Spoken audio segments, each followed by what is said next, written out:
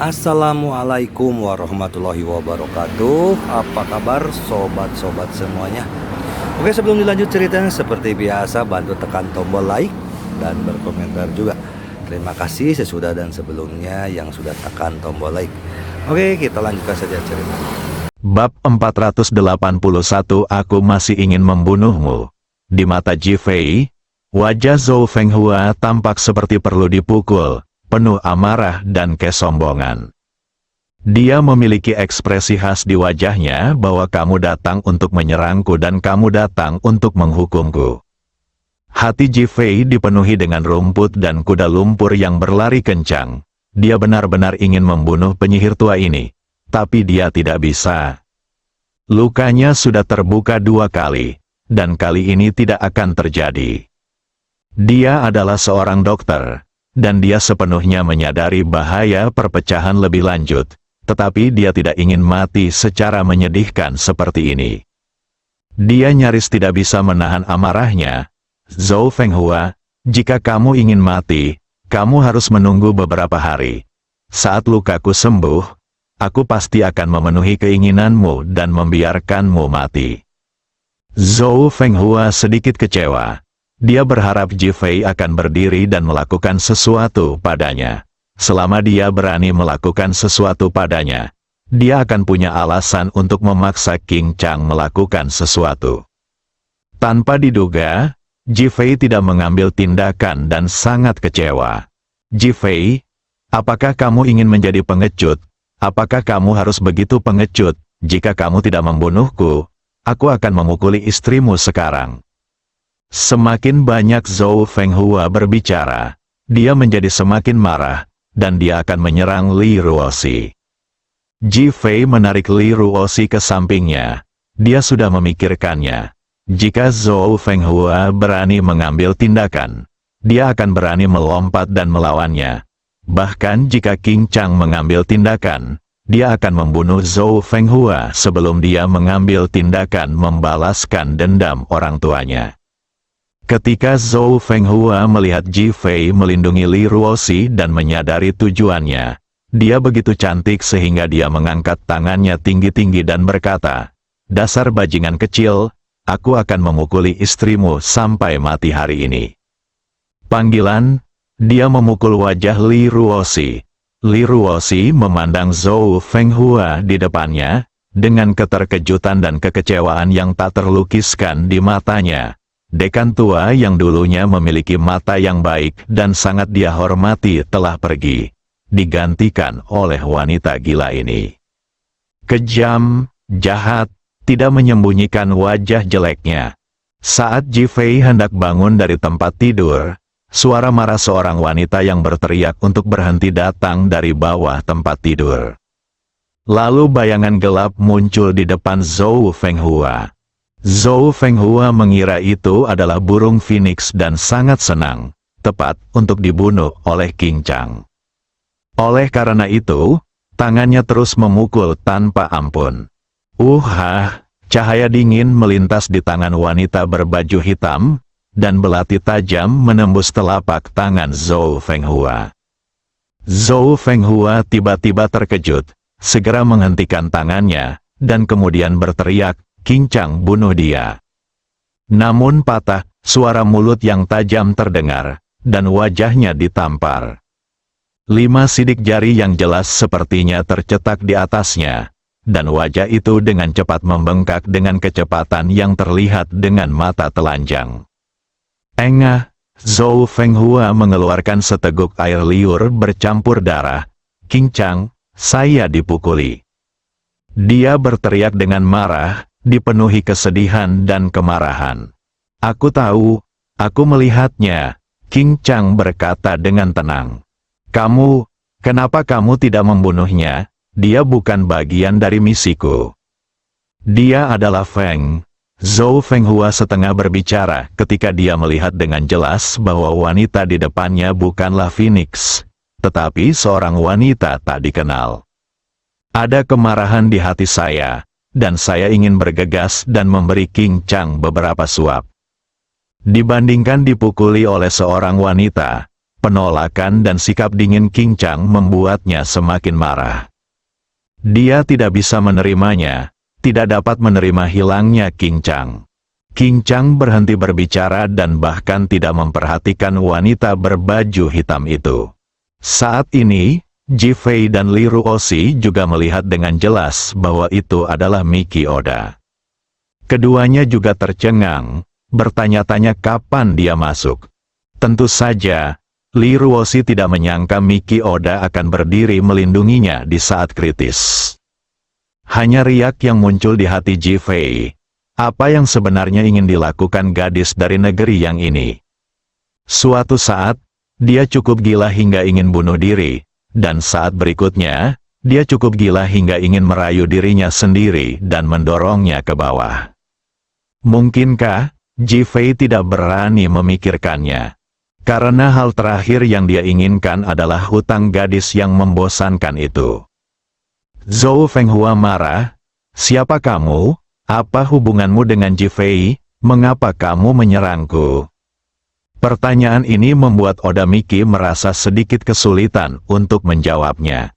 Sulit baginya untuk mengatakannya. Yang paling penting adalah dia tidak tahu apa hubungannya dengan Ji Fei. Ketika dia datang hari ini, Sui Muhan tidak sadarkan diri di ranjang rumah sakit, jadi dia bersembunyi di bawah tempat tidur. Dia ingin melihat apakah Ji Fei akan berperilaku seperti binatang bagi Sui Muhan. Saat itu, dia berharap Ji Fei akan berperilaku seperti binatang, sehingga dia bisa menggunakan ini untuk memeras Ji Fei. Dalam hatinya, dia khawatir Ji Fei akan berperilaku seperti binatang, yang akan menghancurkan citra sempurna di hatinya. Dalam kontradiksi ini, kemudian Li Ruoxi datang, Jiang Qing dan Hu Sueyao datang, dan akhirnya Zhou Fenghua datang. Dia dapat dengan jelas mendengar kata-kata Zhou Fenghua yang mendominasi dan provokatif setelah dia masuk, dan bahkan merasakan tekanan kuat dari King Chang, jadi dia tidak berani bergerak. Tanpa diduga, Zhou Fenghua sebenarnya ingin mengambil tindakan, jadi dia keluar dengan putus asa. Ji Fei adalah milikku. Hanya aku yang bisa membunuhnya, tidak ada orang lain yang bisa membunuhnya. Oda Miki berkata terus terang, apakah kamu dari negara yang... Ketika Zhou Fenghua mendengar kata-kata kasar dan memikirkan aso yang sampah, amarahnya tiba-tiba meningkat. Kamu tidak perlu khawatir tentang hal itu. Lagi pula kamu tidak diperbolehkan membunuh Ji Fei. Aku akan menunggu sampai dia sembuh dan membunuhnya sendiri. Oda Miki terus bersikeras. Zhou Fenghua menutupi wajahnya yang panas. Dia tahu bahwa dia bukan tandingan Oda Miki sekarang. Terakhir kali, seni bela dirinya dinonaktifkan. Meskipun Ji Fei membantunya dalam pengobatan dan pulih, dia masih merasa ada sesuatu yang hilang dan dia belum kembali ke keadaan sebelumnya. Memikirkan King Chang di belakangnya, dia 100% yakin bahwa dia tidak akan melindunginya. Zhou Fenghua marah dan tahu bahwa melanjutkan hanya akan membuatnya semakin malu. Mendengus, Ji Fei, aku akan membiarkanmu hidup beberapa hari lagi. Saat lukamu pulih, mari kita lihat bagaimana kamu mati dengan menyedihkan. Zhou Fenghua berbalik dan pergi dengan marah. King Chang tidak berkata apa-apa, hanya menatap Ji Fei, berbalik dan keluar. Ketika dia keluar, Zhou Fenghua berbalik dengan tajam, King Chang, tahukah kamu betapa sedihnya kamu membuatku? Di mataku, kamu adalah seorang pengecut yang tidak kompeten, sama seperti kamu tidak pernah berani mengungkapkan cintamu kepadaku di masa lalu, bertahun-tahun. Sama, pengecut. Mengaum dengan liar dan mempermalukan sepuasnya. Wajah King Chang tanpa ekspresi, seolah bukan dia yang dimarahinya. Hal ini membuat Zhou Fenghua merasa seperti kepalan tangan dipukul di kapas. Hatinya dipenuhi dengan rasa kehilangan dan kesakitan yang luar biasa, dan dia akhirnya tutup mulut dan pergi dengan marah. Di dalam rumah, Ji Fei, rawat lukamu baik-baik, saat kamu pulih, aku akan tetap membunuhmu. Setelah Oda Miki selesai berbicara, dia berbalik dan pergi. Bab 482 Zhou Fenghua menyerang lagi. Hei, suamiku, bagaimana rasanya dicintai wanita seperti itu? Suara menggoda Li Ruoxi yang tiba-tiba terdengar di telinga Ji Fei. Pikiran Ji Fei dipenuhi dengan penampilan King Chang saat ini, dan dia bisa melihat orang ini dengan lebih jelas.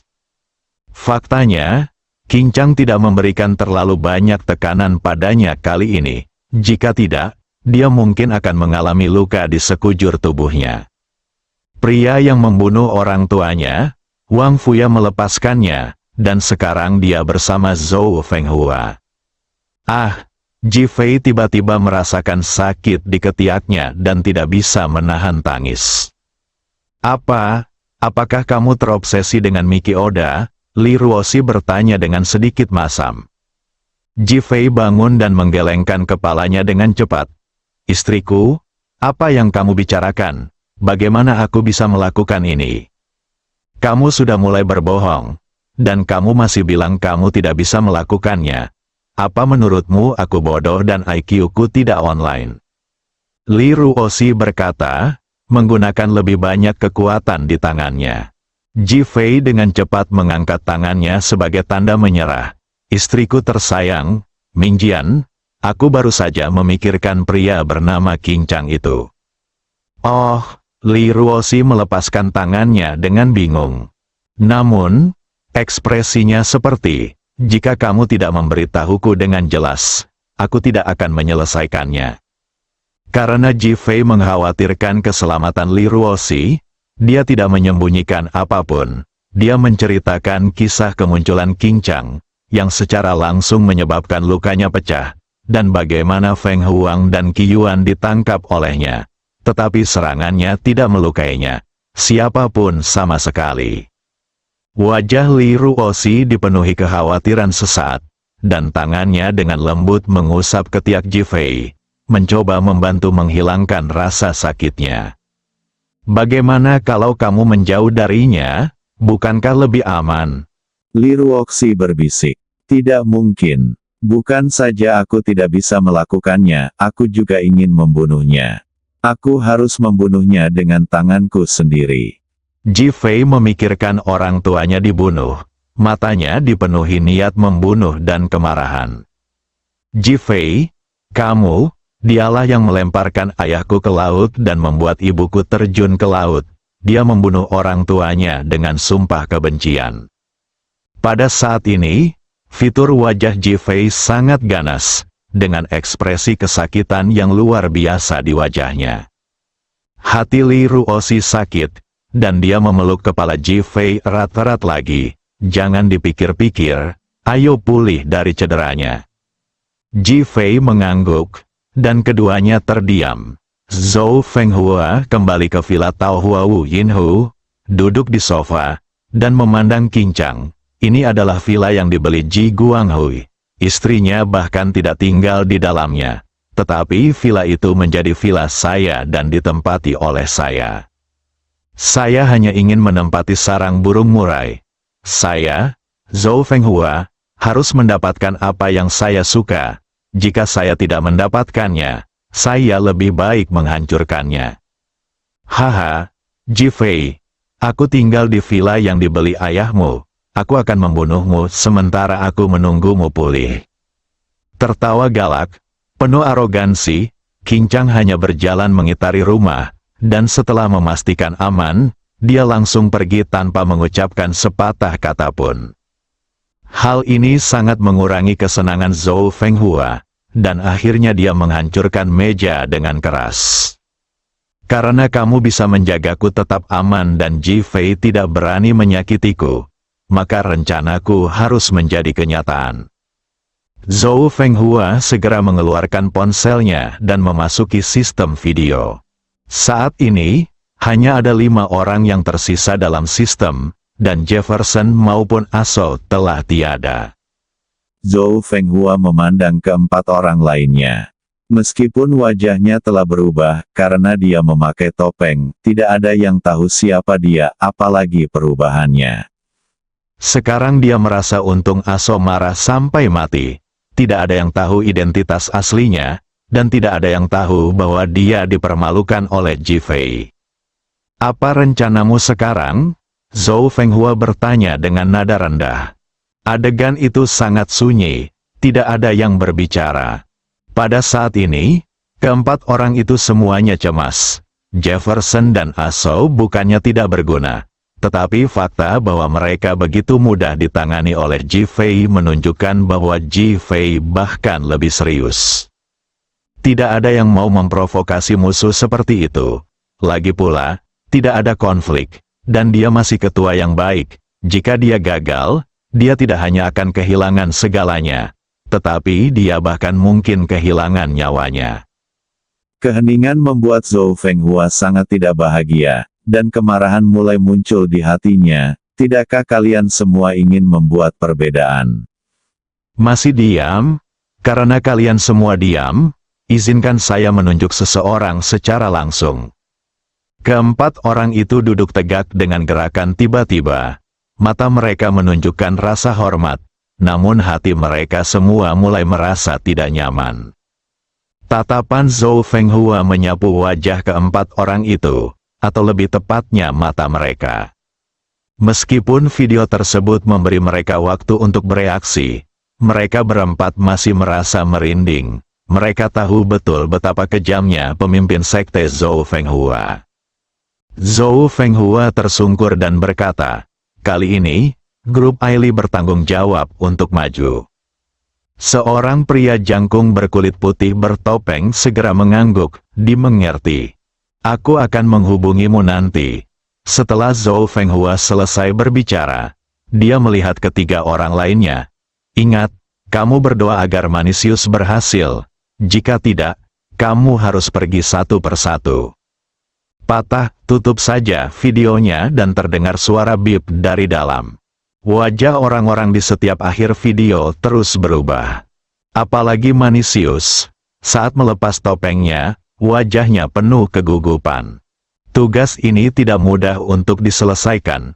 Tepat sebelum dia tenang, panggilan video berdering lagi dan dia segera terhubung. Wajah bertopeng Zhou Fenghua muncul di video. Manisius, kali ini jangan terlalu menekan grup Aili Anda. Tugas yang saya berikan kepada Anda sangat mudah. Manisius merasa lega dan berkata, terima kasih, Guru. Tugas khusus Anda adalah pergi ke kota Ninghai untuk menegosiasikan investasi dengan grup Li baru dan menarik grup Li baru. Adapun hal-hal lain, Anda tidak perlu khawatir. Saya akan mengambil pendekatan lain. Ketika Manisius mendengar ini, dia menghela nafas lega dan berkata dengan penuh kegembiraan. Jangan khawatir, Guru, saya berjanji untuk menyelesaikan tugas ini. Oke. Aku menunggu kabar baikmu. Patah, video ditutup. Dibandingkan dengan arogansi Jefferson dan Aso, Manisius jelas jauh lebih tenang dan rendah hati. Zhou Fenghua di sisi lain melepas topengnya, mengambil ponselnya, menuliskan orang-orang di sekitar Jifei satu persatu, dan melingkari mereka. Akhirnya, dia memberi tanda silang di belakang nama Yao Guangbiao. Antek setia Jifei, aku akan memastikan kamu mati dengan mengenaskan. Setelah mengatakan itu, dia mengeluarkan ponselnya dan menelepon Tang Haiyang. Sekarang, di ruang konferensi perusahaan keamanan Wanseng di kota Ningjiang, Tang Haiyang sedang duduk di kursi ketua. Dia berpakaian bagus dan tidak lagi malu seperti saat dia melarikan diri dari kota Ninghai. Investigasi Biro Keamanan Umum Kota Ninghai terhadap dirinya dapat diselesaikan dengan mudah berkat koneksinya. Hal ini memulihkan kepercayaan dirinya. Matanya menyapu wajah semua orang di ruang konferensi. Pertemuan hari ini hanya memiliki satu tujuan, yaitu untuk memperkenalkan salah satu saudara laki-laki saya kepada semua orang. Kata saudara diucapkan dengan penekanan ekstra. Saudara laki-laki, Semua orang terkejut, tidak ada seorang pun di perusahaan keamanan Wan Seng yang bisa disebut saudara oleh Tang Haiyang. Semua orang memandang Wulong di sebelahnya. Bersambung.